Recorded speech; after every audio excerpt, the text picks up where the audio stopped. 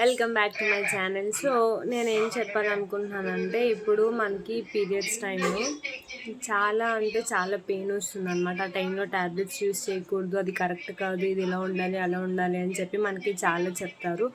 But ఆ టైంలో tablets అంటే ట్యాబ్లెట్ వేసుకోకూడదా వేసుకోవాలని కూడా మనకి ఒక చిన్న క్వశ్చన్ అనేది మన మైండ్లో రైజ్ అవుతుంది అనమాట. సో నేనైతే సజెస్ట్ చేస్తాను ట్యాబ్లెట్స్ వేసుకోవచ్చండి. ఆ ట్యాబ్లెట్ అనేది గైనకాలజిస్ట్ రిఫర్ చేసిన ట్యాబ్లెట్స్ అనమాట.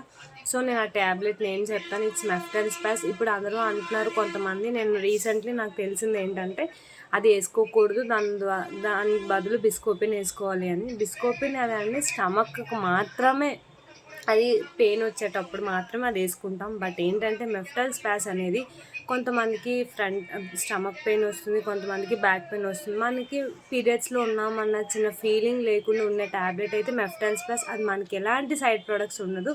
సో నా ఒపీనియన్ ఏంటంటే ఈ మంచి ఒక చిన్న మెసేజ్ మీకు నచ్చినట్టు ఉంటుందని నేను అనుకుంటున్నాను. So do hope, share and subscribe my channel guys.